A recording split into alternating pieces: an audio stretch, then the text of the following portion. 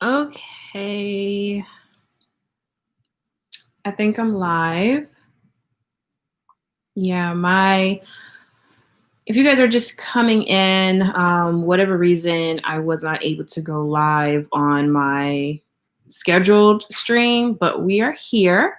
So I'm gonna give you guys some time to come in. While you guys do that, I'm gonna grab something really quick. So you guys go and get in.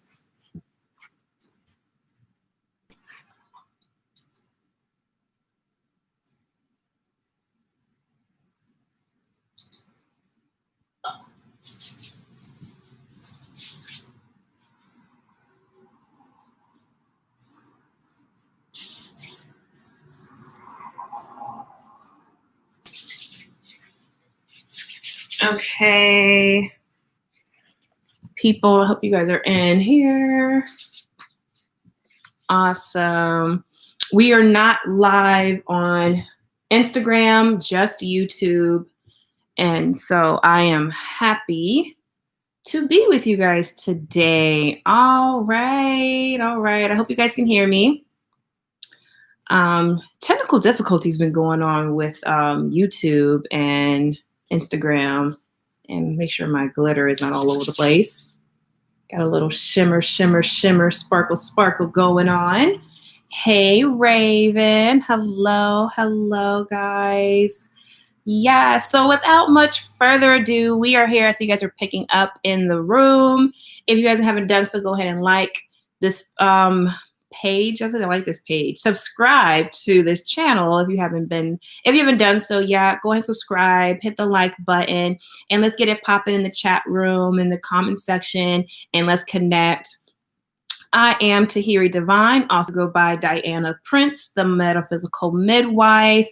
I am the student and the teacher. My position, my role, my life path is to seek truth and be a student as much as I am a teacher. So I share my own experiences and my own personal journey as it pertains to my spiritual path, my sensuality, my sexuality, and finding the bridge actually making the bridge. It's not even finding the bridge.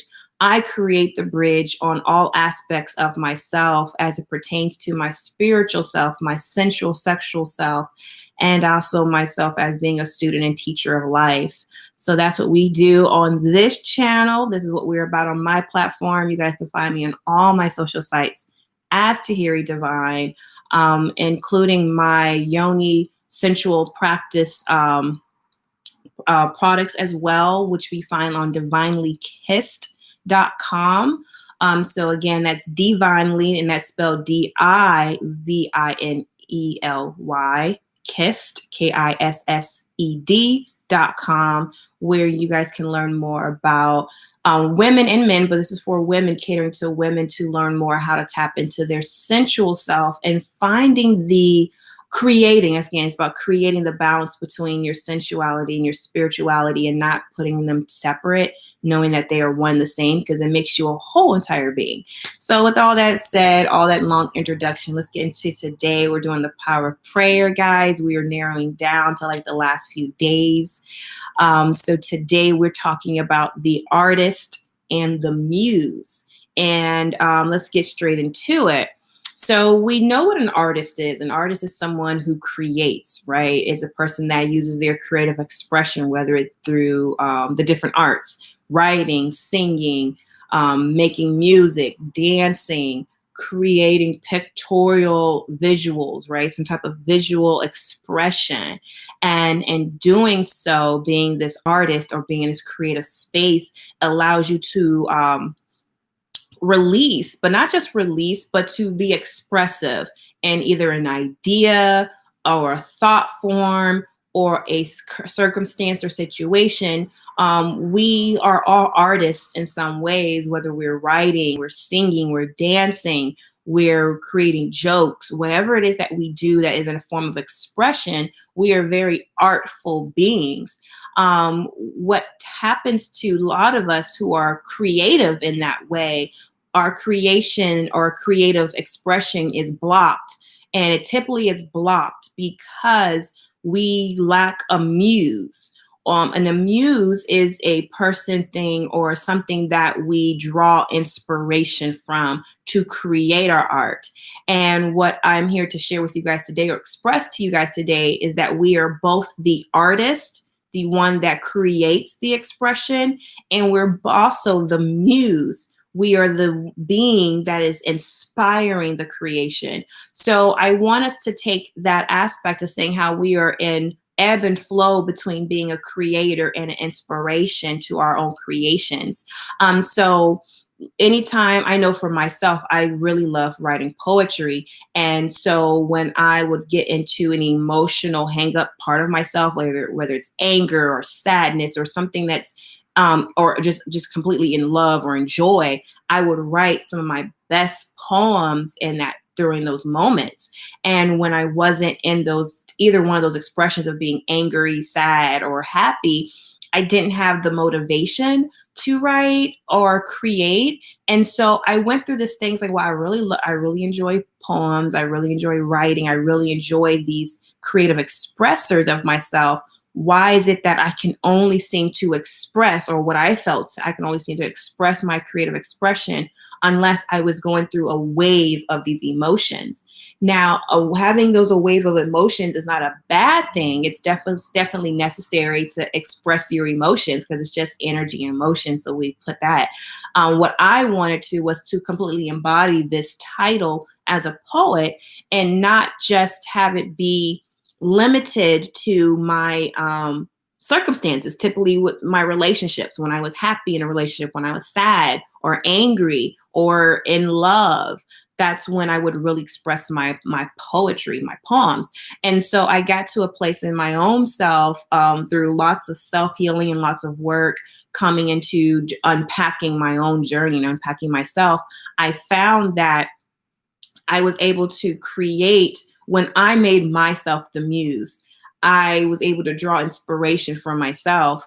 And of course, that's not always an easy thing, because typically you're with yourself all the time, right? So when you're with yourself, you don't always necessarily, or just being in yourself, you don't always get to see, or you don't always realize the wonderfulness of you, right? And so it gets to a point like, well, what will I say about me? What is there to write about me? What is so special about me? And we typically will look for outsiders or our environment to affirm the greatness of ourselves, or affirm the beauty of ourselves, or affirm the sometimes even to confirm the things about us that makes us unique and special and wonderful, right? And so we look for outsiders to give us a stamp of approval, like, yes, you are worthy, or yes, you should be heard, or yes, you should be expressive, whether, instead of looking it for inward, right? So I'm tying all this down as far as being the artist and the muse, that you have to create yourself to be the muse, and you are the one that finds the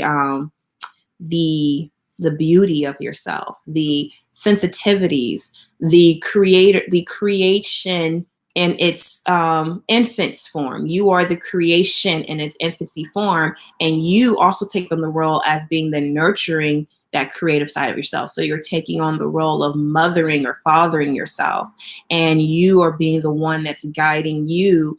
And from doing that, while learning to love and guide yourself, you also start to see your creative side, because then you might get a rush of, I feel like writing today. I feel like drawing today. I feel like running and walking. I feel like doing something that makes me feel good, because I am now affirming the goodness that's already in me, and no longer having to seek validation, right? So you validate your experiences because you are you, and you are the only one that cares for you, and no one else can do that until you do that for yourself. And then you're going to start attracting people and circumstances that will only continue to affirm what you already know. So our external environment is more so to affirm, not to validate us. So I'll say that again. Your external experiences are here to affirm you, not validate you. So to affirm something means you already have it confirmed inwardly before it is expressed outwardly. So that's just a little bit of my tidbit today as far as the discussion on being the artist and the muse, and synchronizing your thoughts and your prayers and your words to emulate that, and continue to emulate that and be that part of your journey, and allow that to be part of who you are, and not to separate how you see yourself and what you expect others to see of you. So that is the beauty of being in that role as the artist and the muse. But hey, anything you guys want to add to that? I see if you guys are coming in the chat room. I want to have you guys add to the conversation as we are discussing that.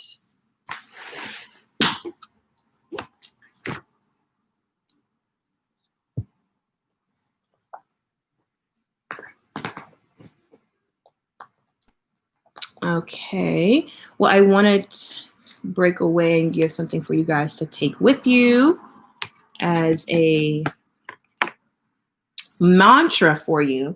I like mantras. I think mantras is another great way to implement the power of words in your life.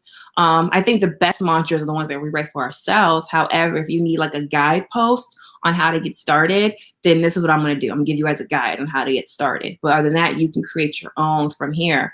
One of the, as far as taking in the role as the artist, is saying to yourself that I create my visions. I create the vision for myself.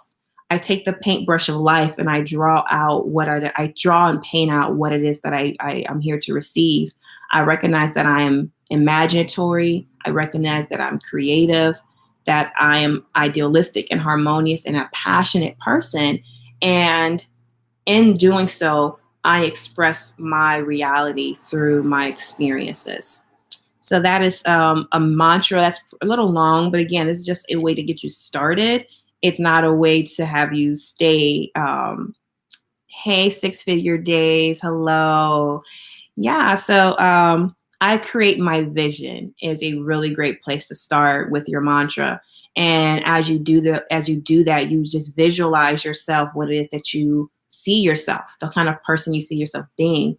Who is it to you that's authentic to yourself? And that's the great thing about being a creative, is that when you tap into your authenticity and you tap into the ebb and flow of being the muse and the artist, you really start to see your vision take flight, and you see your reality take flight within you. And that is, to me, being guided. To me, that's how you are truly guided spiritually. That's how I see it. And that's the attitude. Okay. But yeah, anything else you guys want to add in to the conversation? Carl, okay, Carl, thank you. Good stuff. Thank you. Well, thank you for coming in. I'm glad you guys appreciate it. One of the shadows as far as being an artist.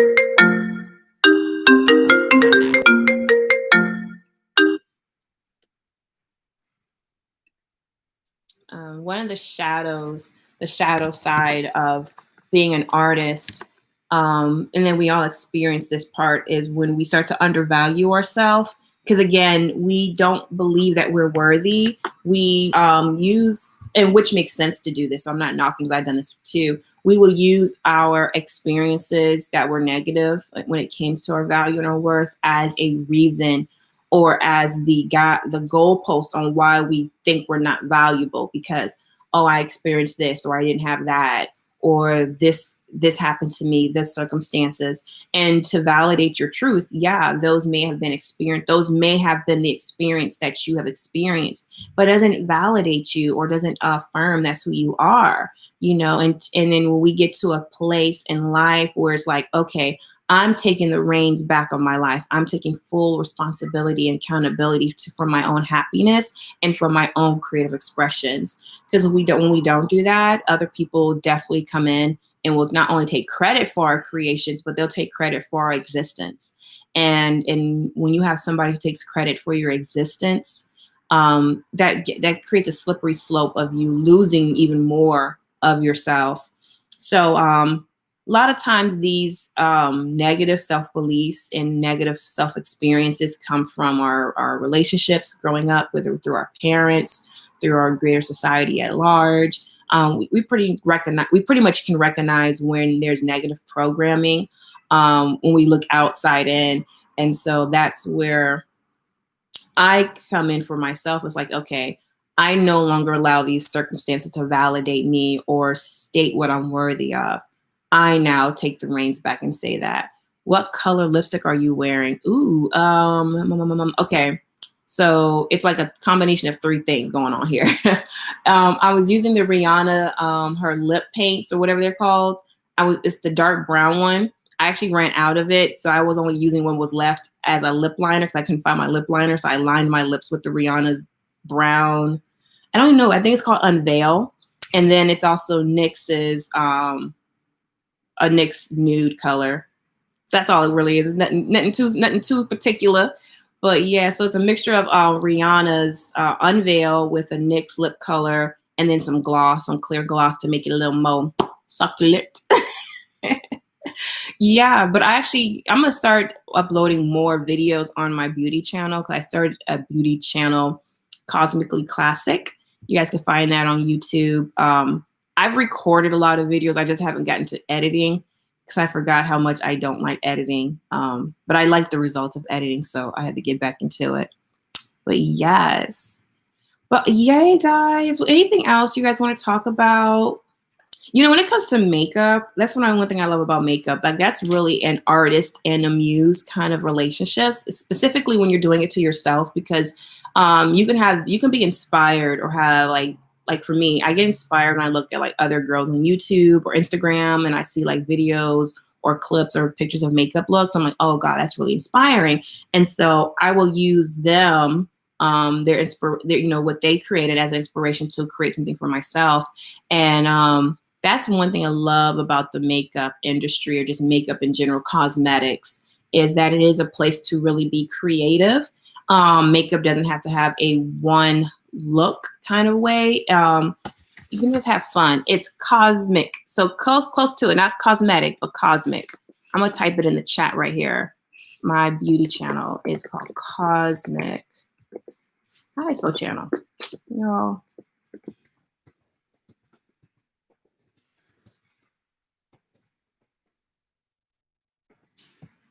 I think I might change the name, but right now that's it right there. Cosmically Classic. So like Cosmo and Classic, Cosmetics, Classic. Yeah.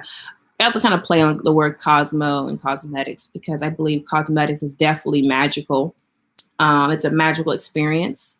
And I think, it's fun. It's fun. I started my cosmetic journey, if I want to call it that, in high school. I was part of the theater arts club. And actually, I did theater arts all through high school and college.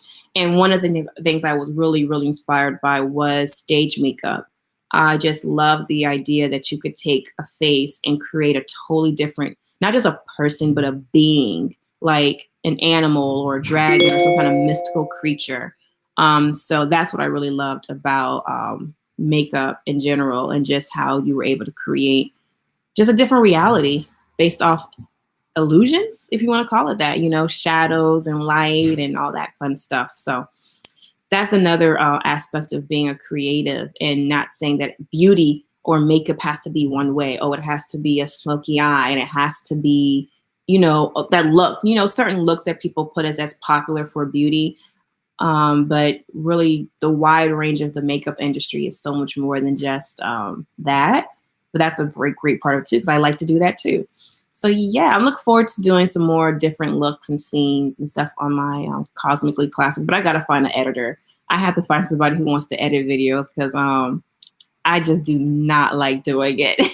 I can, I just don't. But yes.